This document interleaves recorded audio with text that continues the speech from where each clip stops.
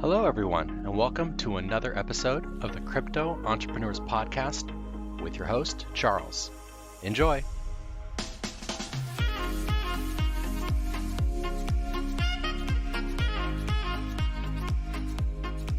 Hello, and welcome to episode 43 of the Crypto Entrepreneurs Podcast. It's your host, Charles the ETH, and today I'm going to be sitting down with Cory from TheCoinBros to talk about getting your crypto ATM machines set up.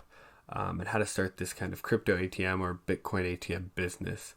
And he's pretty much going to walk you through all of it. He's going to talk about the legal, he's going to talk about funding, he's going to talk about, what type of machine you should get, general upkeep, and then he's going to end with, kind of how to sell yourself to these businesses so that you can get these machines out there.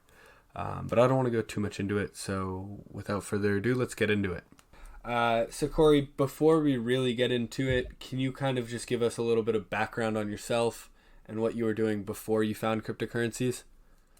Yeah, before this whole crazy cryptocurrency space, I was a paramedic testing and interning with fire departments in Southern California. And then as well as working in a busy emergency room in San Bernardino, California. And that's about it. Okay, so you were an ER. How'd you get introduced to crypto? Like, where did you first hear about it? What got you interested? So, in between calls, sometimes you have a lot of downtime, and I don't remember exactly what it was, but I was always interested in finance, in stocks, and investing. And I remember it was after a call. I don't remember what the call was, but I was sitting on my iPad in front of the hospital in the ambulance. And I just came across something about Bitcoin. And then I just was super intrigued. Didn't think too much of it after that day. And then one of my buddies, this was in 2012. And then one of my buddies, maybe a year or so after, brought it up. And he had mentioned that he had been mining. And at that time, I think it was, you could just mine on your computer. And I thought, oh yeah, I heard about that Bitcoin. And then he kind of got me into it, gave me some Bitcoin. And then I had I don't know if you ever remember faucets. Yeah, of course. Cool. Kind of free Bitcoin. Yeah, man, I wish those things were still around, huh? Right. So he pretty much set me up with all of that stuff. And then from that point on, I just kind of never turned back. So it was my first initial introduction, kind of forgot about it. Then my buddy brought it up who mined it. And that was 2013. And then I just kind of fell down the hole. Yeah, and that was history. So first of all, congrats, I guess, or not congrats, I guess. Thank you for your service as a paramedic. I actually have a buddy who is in a very similar situation to yours. He was working in an ambulance doing that whole thing and is now trying to get into a fire department. So very similar situation, which was odd. Then poor bastard. Yeah, no, he's told me some stories from the ambulance, and I don't know how he does it or how he did it. And so I just want to say thank you for your service there. And then you're very welcome. Thank you. Yeah, of course. And then your crypto story, it kind of sounds like a lot of people's where they, first hear about Bitcoin and it kind of goes over their head, I would say. I don't know if that's the best term to use, but they hear about it, they're like, okay, yeah. And then later on down the line, it's reinforced by either someone else or they see it again in the news or from a friend. And they're like, oh, I heard about that. We got more people talking about it. This is, something important. Let's get involved. And you said that was in 2013. So big congratulations on getting into this space early. And so as you've been in this space, you've started this business, and that's kind of what I want this phone call to be about. And it's these crypto ATMs or these Bitcoin ATMs. And I'm sure a lot of people have heard about them. And so when we were on, Nick, Witty, Albion Beggar's stream, you and I were on together, and that's where you had mentioned, and I was like, I got to get you on. I've been looking for somebody who has, one of these crypto ATMs. So can you just give us, before we get into, how they get set up, and if, you're going to give us some tips on how others can do it. Before we do that, can you just give us an overview of how you got started, when you got started, why you got started, and then, the little things like how many machines you operate, where you're operating out of, et cetera, et cetera? Yeah. So in that same friend, as time kind of went on, he actually brought up the idea, sort of in passing, about Bitcoin ATMs. And this was when I was in the emergency room working there. It was about 2016, roughly. And so he said he's going to buy one, and then he did buy one, and he sold all of his Bitcoin on it, like almost immediately. There was such a demand, like immediately.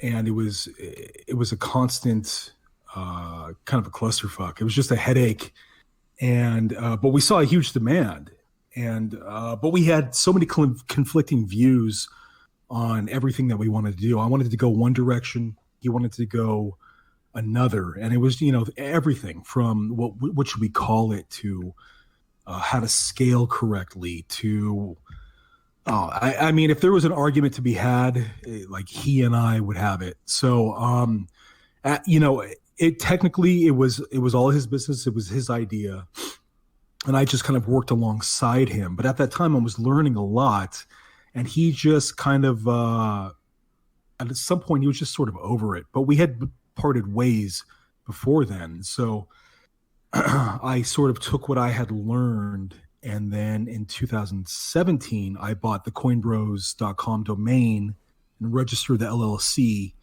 And I sort of sat on it for a while I kind of meticulously planned everything that I wanted to do my way.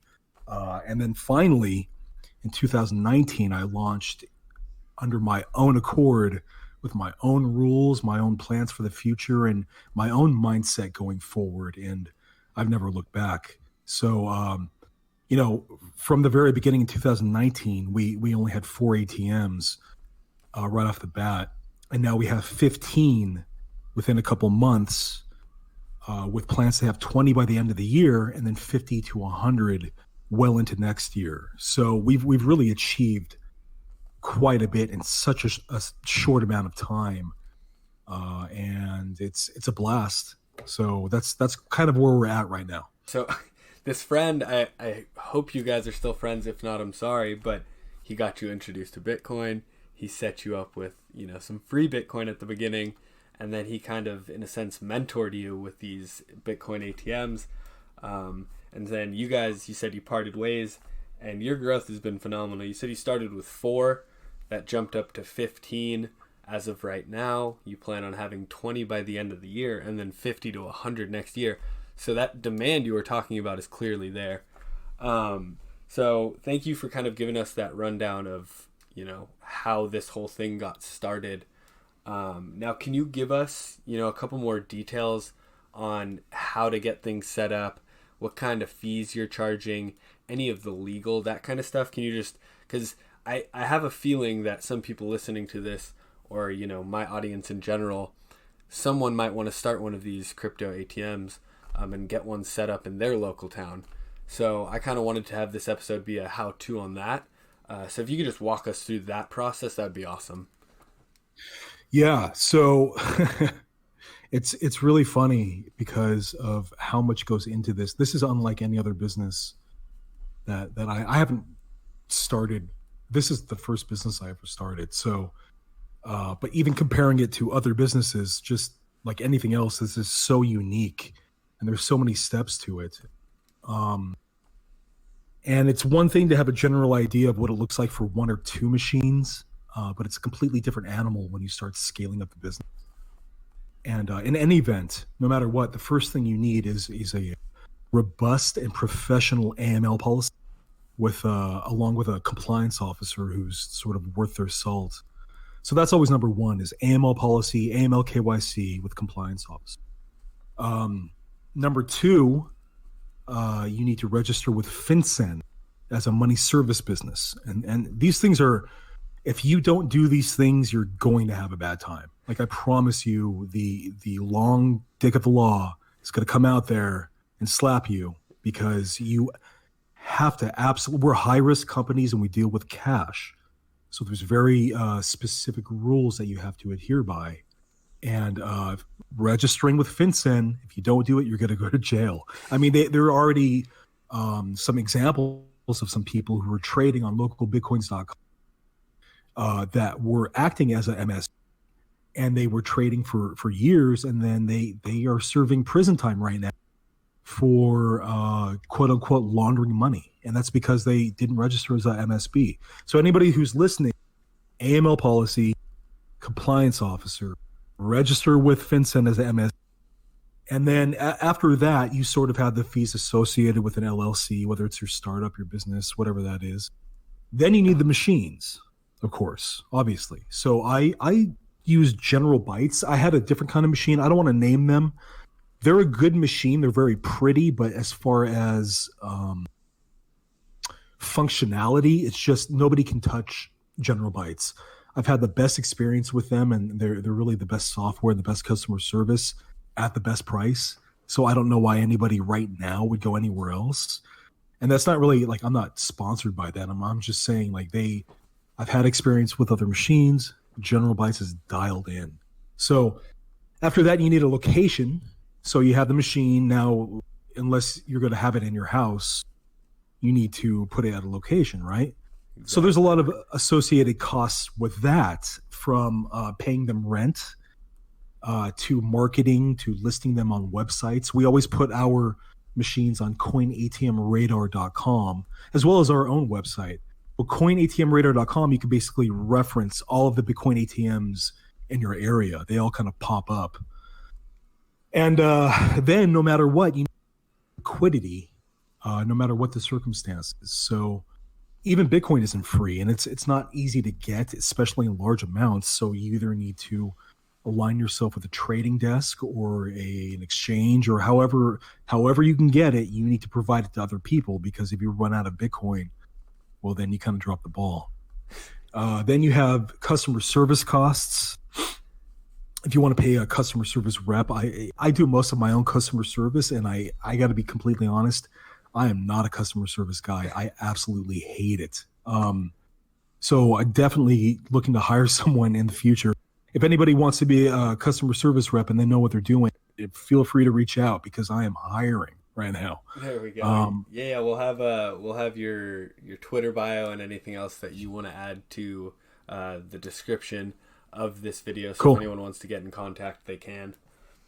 Absolutely, please. For God's sake, please get me out of this customer service hell that I'm in. So then, and then we have, legal representatives, because lawyers, you need them. Of course. Then, you know what? If you work with a bank, and you should work with a bank if you're going to scale and do things correctly, you need armored car pickup, because they don't want you to touch the money. So you need those armored cars to go to each location and drop the money in a vault. And then as far as banks goes, the answer is yes, we work with banks. And if you want to continue to do things the right way, you have to work with an MSB bank. And that's a whole other process in itself. By the way, real quick, I do want to give a plug to Andy Benjamin, Haiti, Connie, and Mark Ochab at Bankline. It's the Bankline team for really believing in us and helping us make this a reality. Because for what we want to specifically do, we need a very specific bank account. And again, these guys bend over backwards for anyone in the space. And when it comes to banking, nobody wants to work with us. Nobody. It's almost as bad as the marijuana industry. It actually might be worse, where there's such high risk that for them to take a chance on you, I know it doesn't matter how transparent you are, or however you care about the revolution, that whatever. At the end of the day, it's banking systems are scared of us right now, and the legal compliance and framework is scary to them. So for these guys to actually put their necks out for us and give us a chance. It was really, it's really kind of a dream come true. So thank you to Bankline, because again, we wouldn't be able to do what we want to do without an actual bank account. You can't just go to your personal bank account and walk in with $100,000 cash and just like, here you go. Like it doesn't work like that. And so you need a bank. So anyway, the list goes on with just standard business requirements. I'm not giving anybody any advice of something that's unique to this business model. Like, this is standard stuff. And if it sounds like a lot, it is a lot. And I wouldn't tell anyone to not do it. By all means, if you have the cojones to do this and to stick with it, then it's going to be great, most likely. But most people, they capitulate long before they even get to an actual bank account. I'll tell you that right now, man, because it is really hard. This business is hard, dude. Like, it's not, I set up an ATM and then look, I'm a millionaire. No, it's not. It's funny because, that's exactly how I was going to kind of start this conversation, or, respond to what you were saying. It was like, holy shit, man. I don't think people have realized how much goes into it. Like you're saying, it's not just set up a bank account. I mean, set up an ATM, plop it somewhere, and you're rich. I'm just gonna walk through everything that you kind of went through, and I'm gonna recap it just because you did cover a lot, and I feel like it's I feel like it's pretty crucial that my audience understands and hears it again. So totally. To start, it's funny because I used to work at a bank, and so the whole AML KYC, that kind of process with banks is very nitpicky, and banks are very, very sensitive to people in this industry. Blockchain, you mentioned marijuana as well, and when I was working at the bank, we wouldn't touch either. There was like no chance we were going near either of these businesses. So, but anyways, you said, you got to get a compliance officer and create this AML KYC policy. Absolutely crucial. And then the legal part of it, register with FinCEN as an MSB, and an MSB is a money servicing business, right? Is that correct? Yeah, exactly. There we go. So those are the first two, and that'll kind of take care of all your legal stuff. So you don't get kicked in the butt later on down the line. And then you talked about kind of some of the standard stuff, like creating an LLC, choosing what kind of locations you want to be in, picking the right machine. And you plugged General Bytes. I know you said you weren't sponsored by them or anything like that, but you've gone through, you've tried and tested these machines out, and you've come to this consensus that General Bytes is the machine for you. It's easy for you, easy for your users. So I highly recommend, if anyone's starting to try to get into this, check them out. And then you did talk about when you get into a location, there's even things to consider like paying rent, marketing. You got to list it on sites. Another thing you plugged there was Coin ATM Radar. And that's kind of an area, or it'll show you which ATMs are in your general area. And then there's the behind the scenes stuff that you talked about, like the liquidity of the machine. You need to be able to provide Bitcoin to your customers, and that Bitcoin needs to come from somewhere. So you're either getting that from an exchange or trading desk. And then last but not least, you talked about legal and banking again. And I think that kind of comes full circle. You start with the legal, you end with the legal, and you really make sure that your T's are crossed and your I's are dotted. So I really appreciate you giving us, kind of that full walkthrough of what people can do to get this business set up and how they can start their little Bitcoin ATM, crypto ATM empire. That was a really good summary, by the way. It's something that I've struggled with, and I'm getting better with each episode. I really try to, focus on what you guys are saying and kind of do my best to recap it. I know there's stuff I miss. No, not really, dude. There was so many things that you like. I'm surprised you you really actively listen. Yeah, So yeah. I mean, this stuff interests me so much. Like, I love business. It's why I started this podcast. And for me to, have somebody on and not give them my full attention, I just think it would be, one, rude, and two, I wouldn't get as much out of these calls as, I really want to. Yeah. Hey, you said you used to work at a bank. Yes, sir. What did you do? So I was an analyst there. I was an underwriter. Yeah, I don't know if you guys are considering taking out any kind of loans or if you are for the business, but I know we wouldn't lend to anyone in the marijuana industry, anyone in the blockchain industry. It all just got laughed off. Yeah, of course. And then, just getting a bank account set up, to have cash coming into an account that's related to the blockchain industry, even that's got to be tough, right?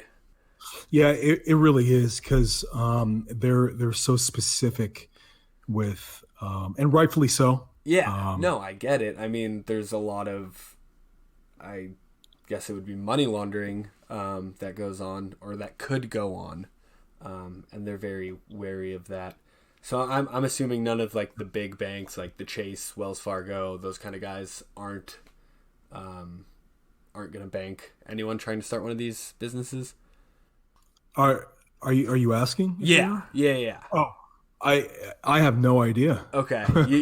I hope not. Those guys can do their own thing and let us, do ours. If they were smart, they would offer it on their ATMs that they already have. No. I'm just asking if any of those big banks will bank you. Oh, absolutely not. Yeah, there we go.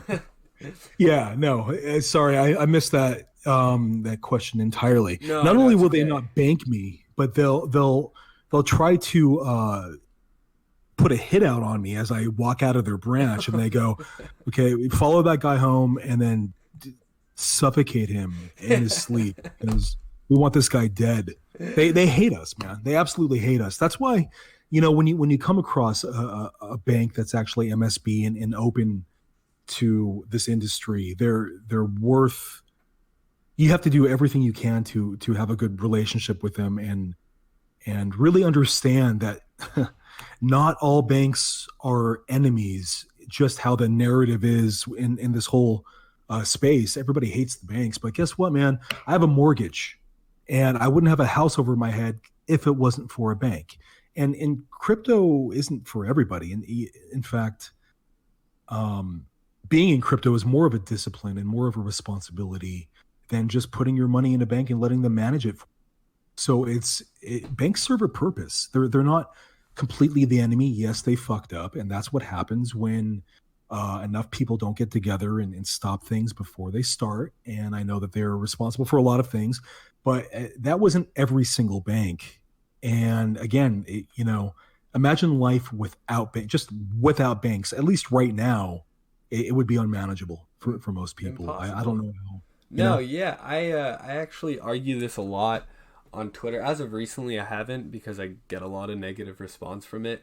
But I worked at a bank. I think debt is a great tool to use if used correctly. Right. And there's people who totally disagree with that idea. But I'm all in support of banks. I think it's this corporate greed that really causes the problems. But if you look at something like a local credit union that has a very low interest rate spread, and they're paying back to their customers a decent amount of what they're lending, I don't think there's anything wrong with that. They're giving you money to let them, that's a terrible way to put that, but they're paying you interest, and then they loan your money out. So you're doing them a service, they're paying you for it. I agree. I mean, I always play devil's advocate, and I see the problem with banks, and here I am like advocating for banks and Bitcoin. And you're like, what the hell's the matter? Like, that's so conflicting. But I see a future where they all actually kind of work together, and I don't see why that would be a bad thing. No, definitely. And by the way, to your point, yeah, there's nothing wrong with debt. It's really on how you manage it. Exactly. So yeah, I mean, I think that I went through a phase where it was, you're mad at the government and you're mad at the banks, and then you just sort of evolve. They do have a use case, and um, so maybe they're not all that bad. And I don't know. I don't want to get off on a tangent because I know it's a sensitive subject, but we need them, and we're upfront that yeah, we need a good bank. Yeah. So it is what it is, man. No, we have very similar mindsets, so I don't have a problem going off on that tangent. But that bank, was that Bankline, if I remember correctly?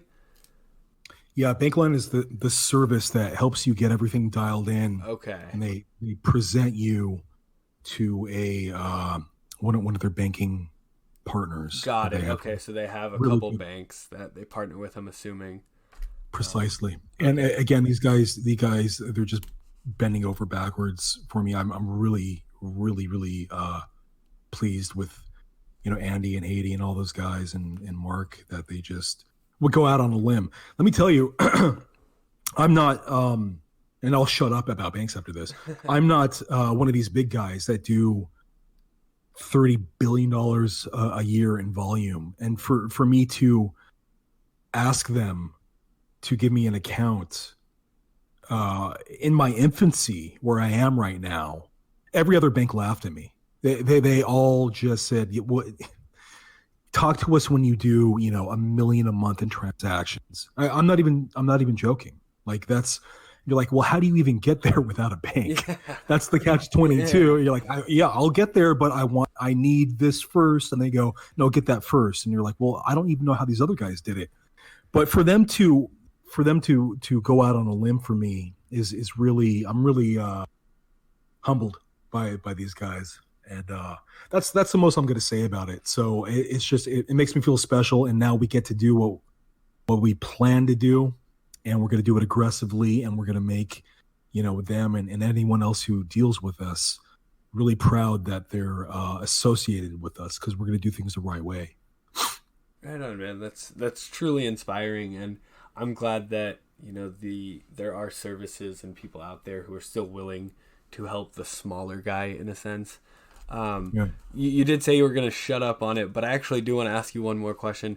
Is that a local service, or is this something that anyone can use if they're in the States or California? I'm not really sure. It is not local whatsoever, and it's very specific on the way that they want things handled. I don't know how much I'm permitted to say, and I'm not going to put my foot in my mouth and say too much, but they're extremely picky on how they want things done. Okay. And so going forward, we're just going to do it that way. And, the path is straight and narrow, and that's all. So they're not a local branch by any means. No. Okay. So like my buddy in Texas or something could give them a call and see if they can create some sort of relationship.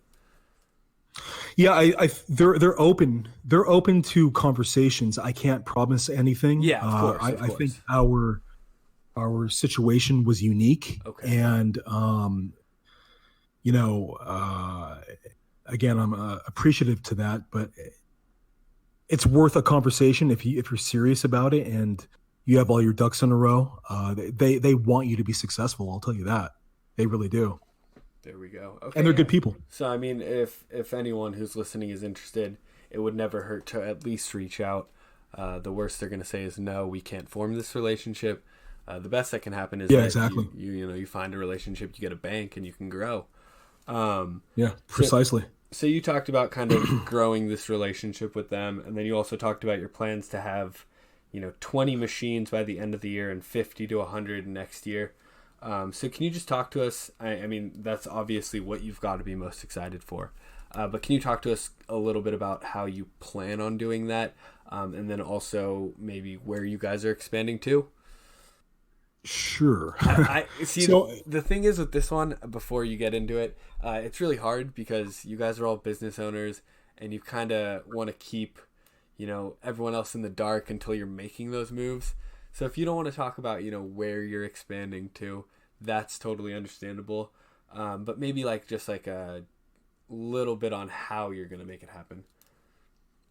Yeah, I'm an open book, man, and I'll tell people whatever they want. I, I'll tell you right now. When I started this, I have one buddy in California who shout out to Hero Coin. That's my boy right there. He was the only one who helped me. I reached out to a lot of people, and they told me to kiss off. They're not good. Everybody in the space acts like they discovered plutonium. You know what I mean? Like straight up, dude. Like they had like some secret sauce that they're only going to keep for themselves. Like my precious kind of little thing. And I don't feel like that way. I don't operate psychologically in that respect. I have a very abundance mindset. And anytime I feel myself kind of getting jealous or greedy or feeling some sort of scarcity mindset, I try to eradicate that immediately. So if people need help, I help them. If people have questions, I give them the knowledge that I've gained so they don't have to make mistakes. And I think that this whole space really needs to adopt that, because if we don't adopt an abundance mindset, like right now, a bunch of greedy assholes are going to ruin it for everyone else. I promise you that. It's not going to be the banks. It's not going to be the governments. It's not going to be insert whatever narrative here. It's going to be one or two greedy people who make everyone else pay for their mistakes. So I'm not going to subscribe to. I don't talk about that because that's unique to our business practice. Dude, get out of here, man. What are you doing? If someone wants to do this bad enough, they're going to plow through every wall and go over every obstacle to do it. And I would love to help them, straight up. Yeah, so that's a truly beautiful mindset. And I think a lot of the people who do agree to coming on have that similar mindset where they want to teach the people. And then complete 180 of that. I've had people who say, straight up, I don't want to give away any of my secrets. I'm not going to come on your show. And I understand it up to a point.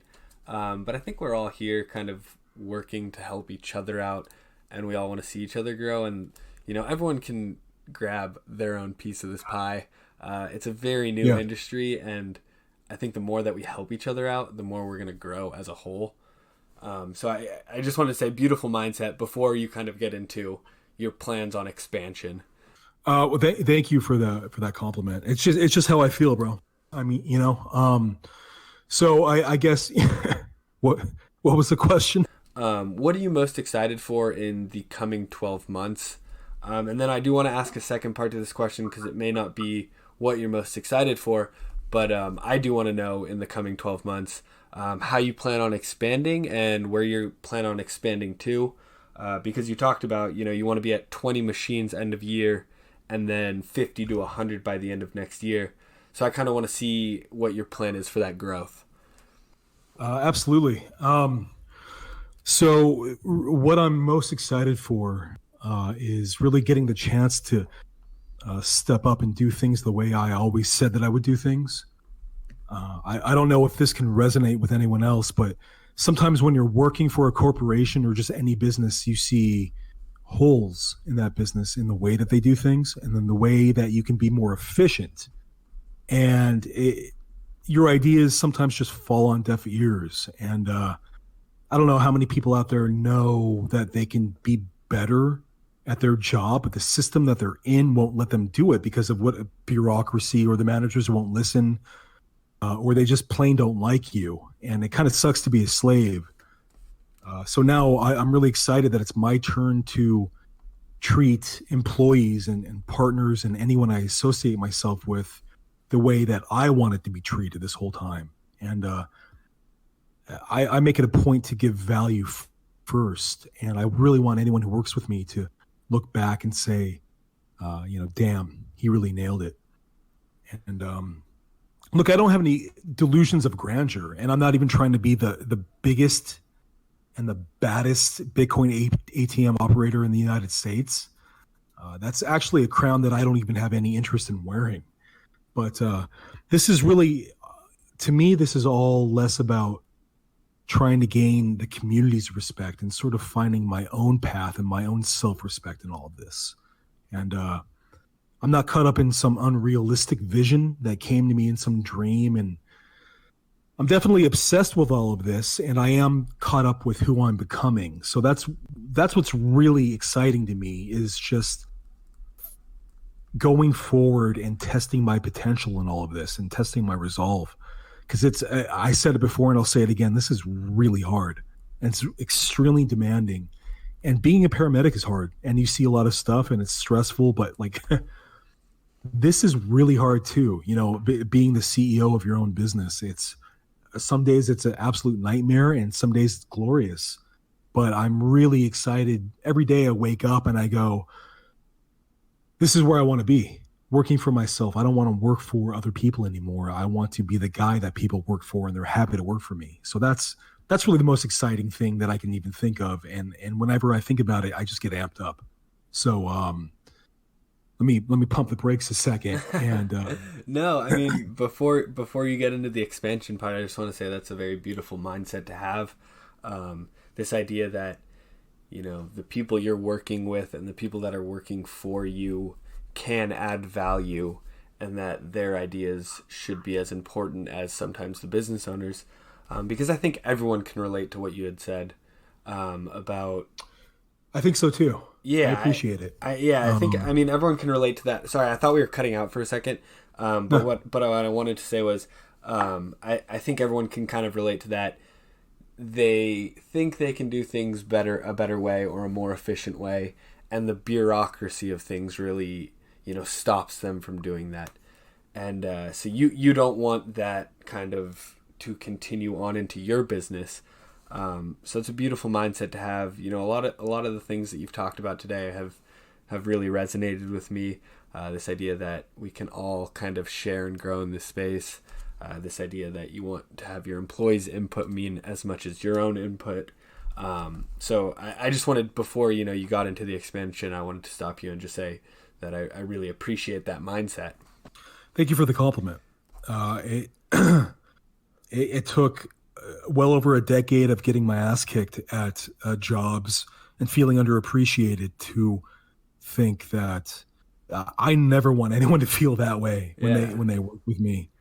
And now I'm in the position to do that. I'm not saying I'm going to never make mistakes, and it's that I'm a dream to work with, because I'm extremely demanding.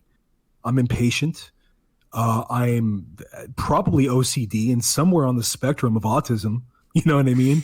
So there's a lot of frustrating things that there is working with me, but I also understand 100% that, what people need, and a good leader, I think, recognizes what other people are good at, their strengths and their weaknesses. And if someone's really strong in a certain area, let them fly. Let them be good at that area. And if someone really sucks at it, we'll try to identify it really quickly and decide whether or not that person is good for the team, or they're worth it enough to stay on the team and to work on those weaknesses together. So that's, and I could be wrong. I could be way off point, and this might get me into a lot of trouble. But I'm going to try it again. I'm excited to do things my way. So that's kind of what I see going forward, and that's what I'm most excited about. The expansion is awesome, but just having this as my own is where the real fulfillment comes in. Beautiful and very humble. I really, really do like what you said there. And it sounds like you're thinking, you know, very far down the line with these ideas. You're trying to build something that's going to last. And you said, you know, you don't know if you're doing it the right way. I think you are. And I think a lot of people will agree with that. But before we move on, I do really want to drill you on this. You know, how do you plan on expanding and growing this business? Give us some tips on getting new machines out there. What do you do when you, say, approach a shop owner or something like that? Yeah. Well, so as far as expanding goes, how are we going to do that? Well, it's either going to be a loan, and once one machine pays for itself, we buy another machine, and just the profits constantly go into more machines. Or it's with the right investor. I'm not really crazy about having investors, and I've been approached quite a bit. And one, it sucks to split profits. Two, the legality of it, and it just, I've never worked with an investor before, so I don't even know if I'm being taken advantage of, or if I'm giving them a good deal, or if we're both happy, or if it's going to be a nightmare. So it's got to be the right person, where we're both feel like we're winning in this deal, if it were to happen. And really, it's just a matter of how much money do you have to set aside for these machines, because they're expensive. I mean, they're not free, clearly, and there's no like layaway option. So it's either a loan or I expand a little slower, and each machine pays for itself, like I had already said. But at that point, we have about 4 or 5 machines right now that just need good locations. So if anybody, by the way, if anyone's listening right now and knows of a good location, with great store hours and a lot of foot traffic that wants to get paid for hosting a Bitcoin ATM, let me know at TheCoinBros.com.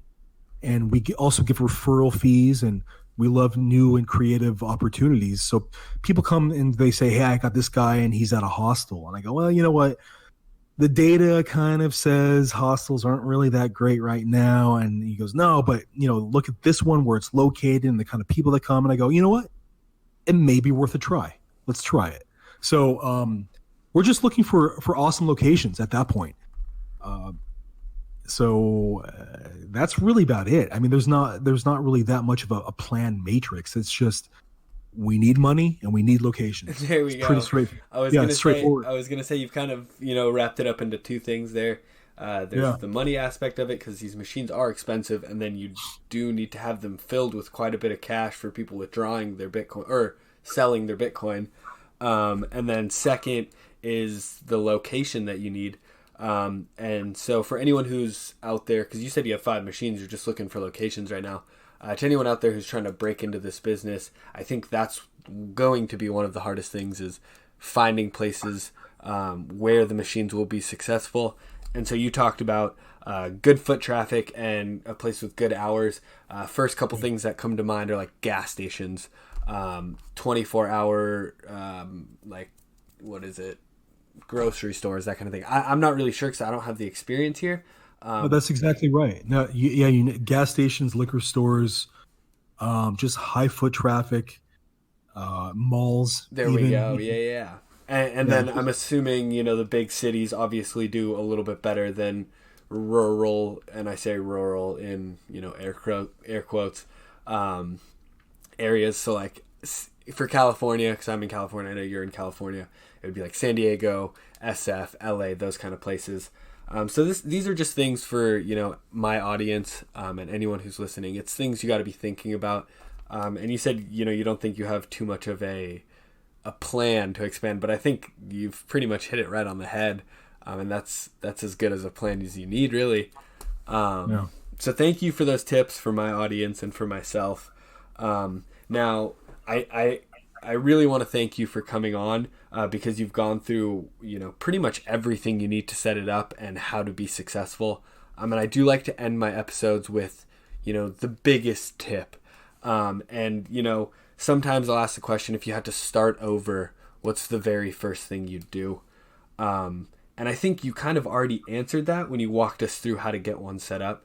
So instead, I'm going to ask the question, for everyone out there who's listening right now who wants to get involved or wants to start their own Bitcoin ATM business, what's your biggest tip for them? Don't be a pussy. Honestly, it's going to be such. Excuse my vulgar. Like this is not for people who get discouraged by hearing the word no. If you get discouraged by no's, this is not the business for you.